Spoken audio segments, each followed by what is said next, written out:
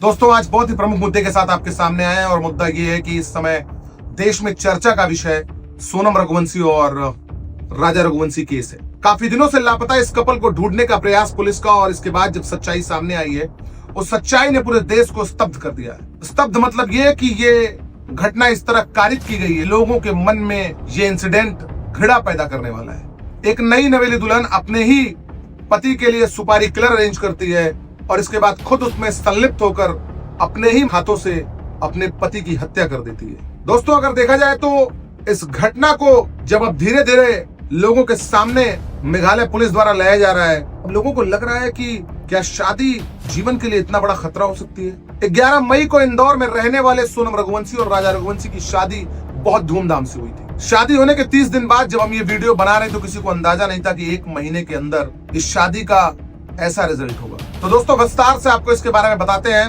कहानी शुरू होती है 11 मई को, जब सोनम रघुवंशी और राजा रघुवंशी, जो कि इंदौर के रहने वाले, उन दोनों की शादी बहुत धूमधाम से होती है। शादी के 3 दिन बाद सोनम अपने मायके चली जाती है।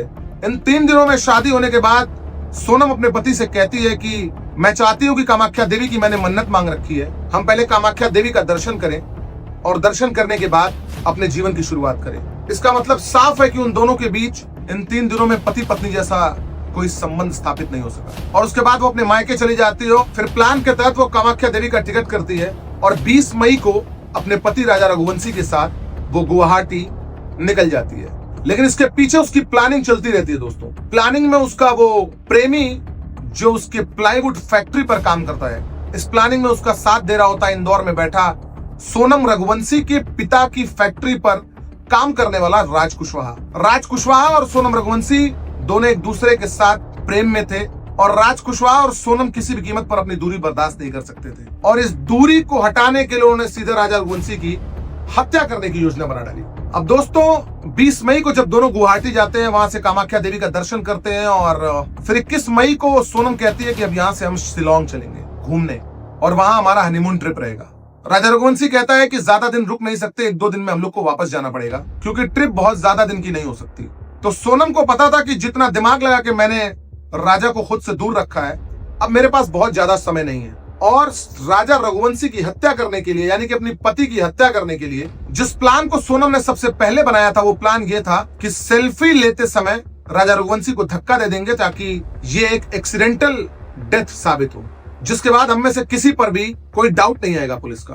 राज कुशवाहा जो इंदौर से बैठकर इन सारी चीजों को मैनेज कर रहा था, उसके ऊपर भी कोई शंका नहीं जाएगी। लेकिन 22 मई को मौसम खराब होने के कारण वो अपने इस कार्य में सफल नहीं हो पाती है, इस घटना को अंजाम नहीं दे पाती है। उसके बाद दोस्तों, चूंकि उन्होंने 3 सुपारी किलर मैनेज किए थे, जिसमें एक का नाम आकाश राजपूत, विशाल सिंह चंचल, आनंद कुर्मी है। अब ये तीनों सुपारी किलर वहां पहुंचते हैं शिलोंग। जो घटना 22 मई को सोनम अंजाम नहीं दे पाई थी, उस घटना को अंजाम देने के लिए वो 23 मई का दिन चुनती है क्योंकि उसके पास ज्यादा समय नहीं था और वो ज्यादा दिन तक किसी भी बात का बहाना बनाकर राजा रघुवंशी को खुद से दूर नहीं रख सकती थी। इसलिए जिस घटना में वो सफल नहीं हो पाई 22 तारीख को, तो उसने आनंद फानन में जो सेकंड रास्ता उसके पास था, उसको उसने चुन लिया और सुपारी किलर को कहा कि आज हम इस घटना को अंजाम देंगे। अब दोस्तों, जब वो उस घाटी पे जाने के लिए नीचे उतरती है तो स्कूटी का इस्तेमाल करती है। एक स्कूटी जहां पे सीसीटीवी फुटेज मिला है, उस सीसीटीवी फुटेज में वो अपने पति राजा रघुवंशी के साथ निकलती है और दूसरी तरफ उन सुपारी किलर्स को मैसेज कर देती है।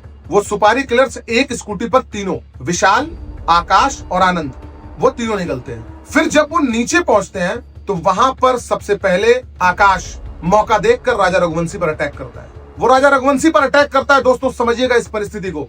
एक पत्नी अपने पति के साथ हनीमून पर गई है। मात्र 12 दिन पहले 11 मई को बड़ी धूमधाम से दोनों की शादी हुई है और शादी भी ऐसे जहां पे दोनों परिवारों ने एक दूसरे के साथ बहुत खुशी से इस शादी की सारी जिम्मेदारियां निभाई और तब तक शायद किसी को भनक भी नहीं थी कि सोनम किसी ऐसी घटना को अंजाम दे सकती है, जिसका आज पूरा सबूत देखने को ऐसे मिला कि सोनम का भाई आज राजा रघुवंशी के घर गया था और वहां पर वो भबक के रो रहा था। तो दोस्तों, अब हम आते हैं कट टू द 23 तारीख की उस घटना पर। 23 तारीख को फिर सबसे पहले उस पे आकाश राजा रघुवंशी पर अटैक करता है और राजा रघुवंशी गिर पड़ते हैं। फिर भी वो उठकर खड़े होते हैं, लेकिन चूंकि वो धारदार हथियार होता है, फिर वो पत्नी जिसको अभी तक वो समझ नहीं पाए थे, उनको लगा कि यहाँ पर लूट कर रहे हैं वो, और वो उनको लगता है कि उनको अपनी पत्नी को बचाना है। लेकिन फिर वही पत्नी आगे आकर कहती है कि देर मत करो, मार डालो इसको। उस समय की परिस्थिति को सोचकर रोंगटे खड़े हो गए दोस्तों। एक पति अपनी पत्नी के साथ हनीमून पर गया है और 12 दिन पहले उसकी शादी हुई है और वही नई नवेली पत्नी उसकी उन सुपारी किलर से कह रही है कि जल्दी मारो इसको, मार डालो, देर मत करो। आप सोचिए उस समय सुनसान के ऊपर क्या गुजरी होगी। अब शायद वो आत्मा इस दुनिया में नहीं है। कितना घृणित कार्य है ये, कितना मार्मिक पल रहा होगा सोचिए आप। शायद अब हम ये कह सकते हैं कि वो इमोशन राजा रघुवंशी के साथ इस दुनिया से चला गया। फिर दोस्तों राजा रघुवंशी को मारने के बाद राजा रघुवंशी के शव को वो नीचे खाई में फेंक देते हैं। फिर वहां से ये आकाश, विशाल और आनंद और सोनम आकाश की स्कूटी पर बैठती है। विशाल और आनंद एक साथ स्कूटी पर बैठकर ये चारों 12 किलोमीटर दूर जाते हैं दोस्तों। और 12 किलोमीटर दूर जाकर एक स्कूटी जिससे राजा रघुवंशी और सोनम रघुवंशी गए थे, ये वो उस स्कूटी को छोड़ देते हैं और एक स्कूटी से वो तीनों सुपारी किलर निकल जाते हैं और वहां से सोनम रघुवंशी भी निकल जाती है। दोस्तों इस कहानी की सबसे कमजोर कड़ी वहां मिलती है कि ये सारी चीजें करने के बाद जब राजा रघुवंशी का फोन नहीं लगता है तो सोनम रघुवंशी की माँ सोनम को फोन करती है कि बहू तुम लोग कहाँ हो। सोनम रघुवंशी दोस्तों बिल्कुल भी अपने बिहेवियर में चेंज न करते हुए कहती है कि हम लोग खड़ी चढ़ाई पे चढ़ रहे हैं जहाँ पे खतरा बहुत है और आज मैं व्रत भी हूँ। सोनम की मदर इन लॉ यानी कि राजा रघुवंशी की माँ कहती है आज तो तुम्हारा उपवास होगा बेटा। कि हाँ माँ, मैं अपना उपवास थोड़ी ना तोड़ूंगी।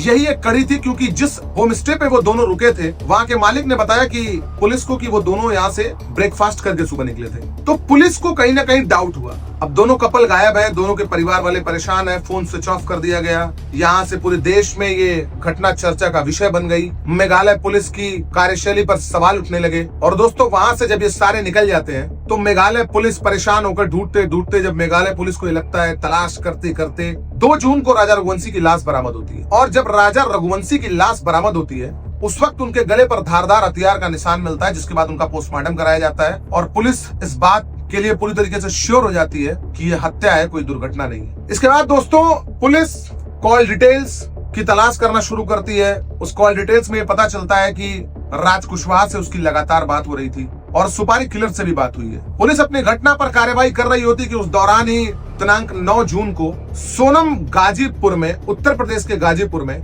वहां के एक ढाबे से अपने भाई गोविंद रघुवंशी को फोन करती है और कहती है कि भाई मैं यहाँ पे हूँ। और गोविंद पुलिस को सूचना देते हैं और police, Meghalaya police UP police को इन्फॉर्म करती है और यूपी पुलिस त्वरित कार्रवाई करते हुए ढाबे से सोनम रघुवंशी को अरेस्ट कर लेती है। और जब वो सोनम रघुवंशी को अरेस्ट करती है तो वो बयान देती है कि मैं बेहोश थी, मुझे नशीला पदार्थ खिलाया गया था और अब मैं यहाँ पर, मेरे साथ लूट हुई है। शायद वो अभी भी अपने प्लान को इस तरीके से इम्प्लीमेंट करना चाहती थी कि वो इस तरीके से दिखाए कि राजा रघुवंशी की हत्या कर दी गई और लूट हुई है और मेरे साथ पता नहीं क्या क्या हुआ है और अब मुझे होश आया तो मैंने अपने परिवार को इन्फॉर्म किया है। क्योंकि उसको पता था कि उसके साथी आकाश, विशाल और आनंद, इन तीनों की गिरफ्तारी हो गई है। अब दोस्तों समझिएगा, राज कुशवाहा जो उसका प्रेमी है वो सोनम रघुवंशी के ही पिता की प्लाईवुड फैक्ट्री पर 15,000 रुपए की नौकरी करता था और वो 5 वर्ष सोनम रघुवंशी से छोटा भी था। राज कुशवाहा यहाँ इंदौर से बैठकर इस पूरी घटना को अंजाम देता है। दोस्तों समझने की जरूरत है कि कितनी प्लानिंग के साथ इस घटना को अंजाम दिया गया। शायद 22 तारीख को अगर सेल्फी लेते वक्त राजा रघुवंशी को धक्का दे दिया गया होता तो शायद इतना ज्यादा सोनम रघुवंशी के लिए खतरा न पैदा होता, लेकिन उस दिन मौसम का खराब होना और इसके बाद 23 तारीख को दोस्तों घटना को दूसरे प्लान के तहत अंजाम देना और इसके बाद ये सारी चीजें यहाँ पे पुलिस कड़ी दर कड़ी पिछले 17 दिनों में पुलिस ने काम किया है। और जब 9 जून को उसकी गिरफ्तारी होती है तो सोनम से अलग पूछताछ होती है, राज कुशवाहा से अलग पूछताछ होती है। हालांकि बयान में दोनों कह रहे हैं, राज कुशवाहा ये कह रहा है कि प्लानिंग सोनम की थी और सोनम ये कह रही है कि प्लानिंग राज कुशवाहा की थी। हालांकि अब पांचों ने, मेघालय पुलिस ने इस बात को कंफर्म किया है कि पांचों ने इस बात को एक्सेप्ट किया है कि हत्या हमने की है। और जब आज दिनांक 11 जून को अब शिलोंग में कोर्ट में जब इन पांचों की पेशी हुई तो अब इन पांचों को पुलिस कस्टडी के लिए भेज दिया गया। पुलिस अपनी पूछताछ अब करेगी 8 दिन में क्या निकल करके आता है। लेकिन दोस्तों मानवता को शर्मसार कर देने वाला ये कृत्य, एक नई नवेली दुल्हन, एक शादी, आप समझिए कि शायद इतने घृणित कार्य की कोई जगह नहीं हमारे समाज में। एक माँ ने अपना बेटा खो दिया और बिना वजह अपना बेटा खो दिया। सवाल ये है दोस्तों कि अगर सोनम को यही करना था तो ये शादी नहीं करनी थी।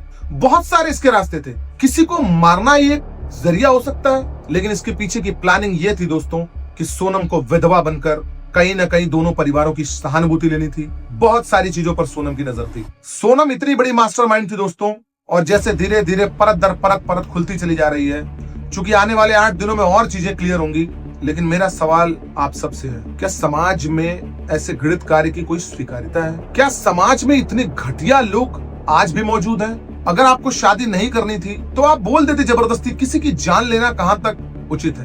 दोस्तों अब धीरे धीरे एक एक चीज सामने आएगी। हालांकि पुलिस कस्टडी में पूछताछ शुरू हो गई होगी अब तक, और 8 दिनों में काफी चीजें क्लियर होंगी। लेकिन शर्मसार कर देने वाला ये कृत्य, अमानवीय कृत्य, जिसकी कितनी भी निंदा की जाए कम। राजा रघुवंशी की आत्मा को भगवान शांति दे, हम उनको श्रद्धांजलि देते हैं। एक माँ ने एक बेटा खो दिया, एक सपूत खो दिया अपना, जिसकी भरपाई किसी भी तरीके से नहीं की जा सकती। इस वीडियो के माध्यम से सीधा संदेश है ऐसे किसी भी लोगों को जिसके सामने ऐसी कोई परिस्थिति हो, आप मत करिए शादी, लेकिन आप किसी की जान लेने का अधिकार आपको नहीं है, बिल्कुल भी नहीं है। अंत में आज जब सोनम रघुवंशी का भाई इंदौर में राजा रघुवंशी के घर पहुंचा तो मीडिया से बात करते समय उसने कहा कि अगर सोनम ने यह कार्य किया है तो उसको फांसी की सजा होनी चाहिए, उसको कोई 10-5 साल की सजा नहीं होनी चाहिए। एक परिवार में अगर घटिया कोई था तो वो सोनम रघुवंशी थी, पूरा परिवार नहीं। उम्मीद है न्यायालय न्याय करेगा और जल्द से जल्द दोषियों को सजा मिलेगी। और जिस तरीके से इस कृत्य को अंजाम दिया गया है, मुझे पूरी उम्मीद है कि कोर्ट फास्ट ट्रैक कोर्ट में कार्रवाई करते हुए, सुनवाई करते हुए सीधे फांसी का फैसला सुनाएगी। दोस्तों आपकी क्या राय है, आप इस पे कमेंट करके बताएं कि सोनम के इस कृत्य को आप किस तरीके से देखते हैं। और अपना ख्याल रखिए, खुश रहिए, अपने स्वास्थ्य का ख्याल रखिए और इस चैनल को सब्सक्राइब कर दीजिए। बेल आइकॉन को दबाना मत भूलिए, जिससे हम आपके पास आगे की सारी खबरों के साथ आपके सामने आते रहेंगे। धन्यवाद।